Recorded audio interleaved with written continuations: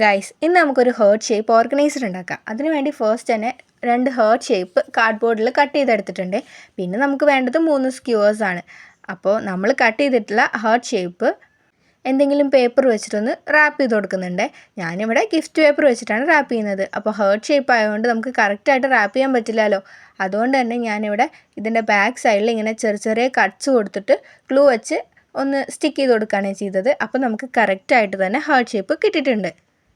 അങ്ങനെ നമ്മൾ 2 ഹേർട്ടും ചെയ്തെടുത്തിട്ടുണ്ട്. ഇനി നമ്മൾ സ്ക്യൂവേഴ്സ് എടുത്തിട്ട് ഇതേപോലെ ഒന്ന് കുത്തി ഇറക്കി കൊടുക്കുന്നുണ്ട്. ആൻഡ് ഈ സ്ക്യൂവറാണ് നമ്മുടെ സ്റ്റാൻഡ്. ഇതിലിങ്ങനെ ഹോൾ ഇടാൻ കുറച്ച് ബുദ്ധിമുട്ടായിരിക്കും. നമ്മൾ 3 സൈഡിലും ഇതേപോലെ സ്ക്യൂവേഴ്സ് ഒന്ന് വെച്ച് കൊടുത്തതിന് ശേഷം നമ്മൾ ഇതേപോലെ തന്നെ അടിയിലെ കാർഡ്ബോർഡിലും ഇങ്ങനെ ചെയ്ത് കൊടുക്കണേ. എന്നിട്ട് ഇതൊക്കെ ഒന്ന് ജോയിൻ്റ് ആവാൻ വേണ്ടിയിട്ട് കുറച്ചും കൂടെ സെക്യൂർ ആയിട്ടിരിക്കാൻ വേണ്ടിയിട്ടും ഗ്ലൂ ഗണ്ണ് വെച്ചിട്ട് ഞാൻ ഒന്നും കൂടെ അതൊന്ന് ഒട്ടിച്ചു കൊടുക്കുന്നതും കൂടിയുണ്ട്. എന്നിട്ട് ഈ മുകളിൽ മാത്രം ഞാൻ ഈ സ്റ്റിക്കർ ഒന്ന് ഒട്ടിച്ചു കൊടുക്കുന്നുണ്ട്. നമ്മുടെ സ്ക്യൂവർ കാണുന്ന ഒരു സ്ഥലത്ത് മാത്രമാണ് ഞാനത് ഒട്ടിച്ചു കൊടുത്തിട്ടുള്ളത്.